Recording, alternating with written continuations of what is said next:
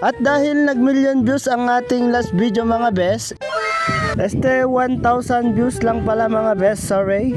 Eto na naman, gagawa na naman tayo ng konting kalokohan. Meron niya pala tayo ditong paa ng manok.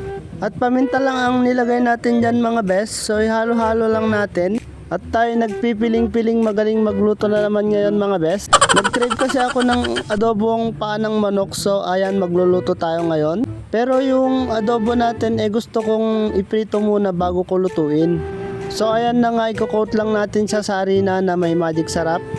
And then ipiprito lang natin siya ng medyo light lang, hindi masyadong prito. At ayan na nga, pinapakinggan ko yung boses ko, ang pangit-pangit talaga, tapos parang lasing pa ako magsalita dito. Pero okay lang yan, boses lang naman ang pangit. Ang importante, maganda ang ating kalooban. O nagdrama ka na naman. Di ba luto lang ang usapan, bes? Pero sa totoo lang mga bes, first time kong gagawin nito, so hindi tayo sigurado kung ano ang kakalabasan. Ganyan naman talaga sa pagluluto, di ba mga bes? Basta. Ang totoo kasi niyan mga bes, nung bata pa ako talaga mahilig na ako magluto. At ang balak ko nga sanang kunin nun HRM. Kaso minsan kung ano yung mga gusto natin sa buhay ayaw sa atin. Kagaya ng gusto mo pero ayaw sa'yo. O diba, ang saklap bes. So anyway, mabalik tayo sa pagpiprito. So ayan na nga, wag natin masyadong i-overcook yung ating chicken feet mga bes. Basta medyo nag-brown na siya, okay na yan. Hindi naman natin kailangan maging perfecto kasi tayo lang din naman ang kakain dyan. At i-pressure cooker nga natin mga bes yung ating prinitong chicken feet. Naglagay tayo ng luya at tubig mga bes. At nakakabisit dito yung pagbibideo ko.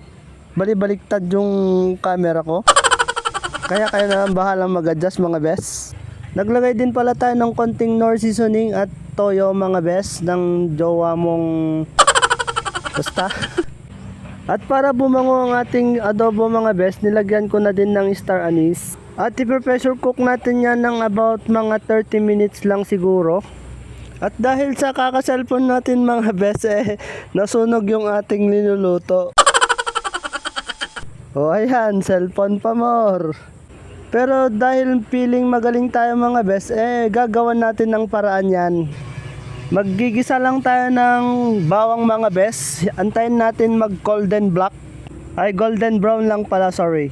At saka natin isunod ang sibuyas na pampauts mga bes. At kung ako ang tatanungin nyo kung alin ba dapat ang uunahin, sibuyas ba o bawang, siguro sarili bes. Yung tipong binigay mo na lahat-lahat, kaso kulang ka pa rin. At yan na nga, dahil malapit nang masunog ang ating palayok, nilagyan na natin ng tubig mga bes. At saka natin ilagay ang ating chicken feet na sunog sakto lang naman. Yung chicken feet adobo natin kanina gagawin na lang natin na sweet and sour. O ayan, hindi ako nabulol. Meron nga pala tayong sauce dito na homemade, parang jupran ang lasa. Tayo ang mismong gumawa niyan, so napanood natin sa YouTube. Kung gusto niyo magpaturo, pa-comment na lang at i-upload ko yung video. Basta pagpasensya nyo na lang yung salita ko na parang nauutal na, nabubulol na hindi ko alam. Kahit ako din mismo hindi ko naiintindihan kung ano yung mga pinagsasabi ko. At kung nanonood ka pa rin hanggang sa part na to, ibig sabihin sinasayang mo na naman yung oras mo. So mabalik tayo sa pagluluto. Pag kumulo na yung ating chicken feet, ihalo na natin ang ating mixture mga bes na parang jupran ang lasa. At saka natin isunod na ilagay ang ating papa banana ketchup. Siya nga pala bes, hindi na tayo naglagay ng asukal dyan kasi yung mixture natin ng jupran tamis anghang ang lasa, kaya all goods na yon. Ihahalo-halo lang natin mga bes, tas patutuyin konti, so okay na yan. Ayan na nga mga bes, luto na ang ating chicken feet sweet and sour. At tara na mga bes, kakain na tayo!